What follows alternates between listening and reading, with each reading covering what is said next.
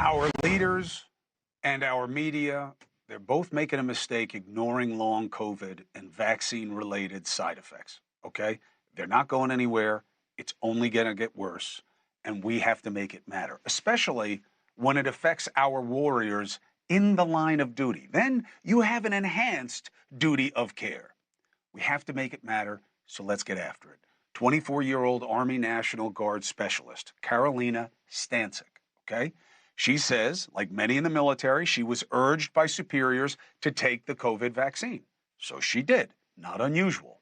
What is unusual, she immediately suffered severe adverse reactions, 3 heart attacks thereafter, and a stroke, okay? Young, strong, fit for duty.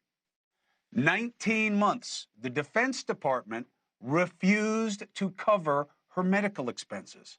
70 grand plus. This happened on their watch.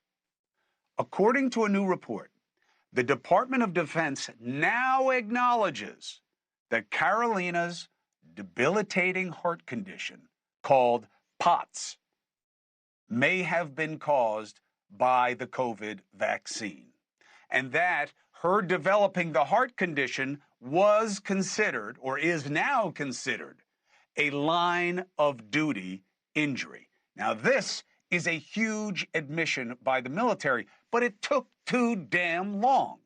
Joining us now, Army National Guard specialist Karoline Stancik, and very important, especially to Karoline, Jeremy Sorenson advocated to get the Department of Defense to acknowledge her injury. That's what he does, okay? And it is very important that we take up this cause ourselves. So first, Karoline, how you doing now? What's the situation? Hi there, Chris. Thank you so much for having me on your show. Obviously, thoughts, views, opinions, and experiences are my own, and I represent myself and not the DoD or the U.S. Army. I guess the closest thing that has recently happened is I, 3 weeks ago, got a pacemaker surgery. How are you feeling? What are they telling you? So I went in for surgery to get my heart monitored. And within 1 week, they were saying that my heart was stopping, and I got started on a heart failure med. I pretty much was going through like another big flare where I was going to go back to the hospital, and then they had called me and said, you need a pacemaker like now. I lost all my privileges for driving and just like daily living, but I would say it's helped significantly, just kind of reversing some of the things I've been dealing with for the last 3 years. And do your doctors have any question as to whether or not the vaccine had something to do with what happened after you had the vaccine? They don't, and I have multiple letters that have stated that the vaccine was the issue. Now, don't go anywhere, obviously. Jeremy, first of all, thank you very much for the work that you do with your organization, helping veterans get the care and the attention that they need.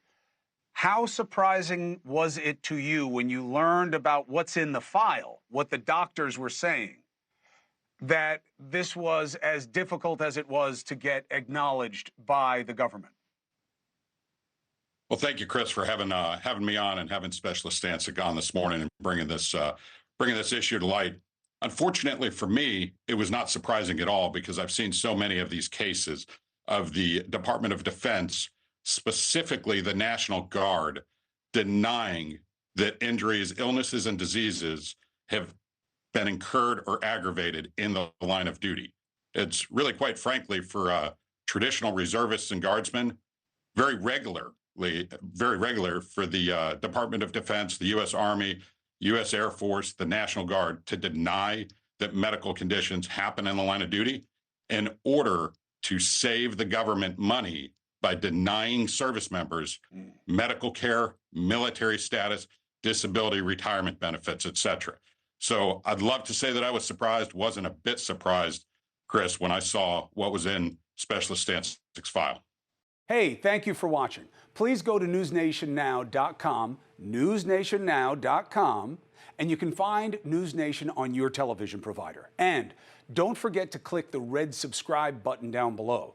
Then you will get more of NewsNation's fact-driven coverage.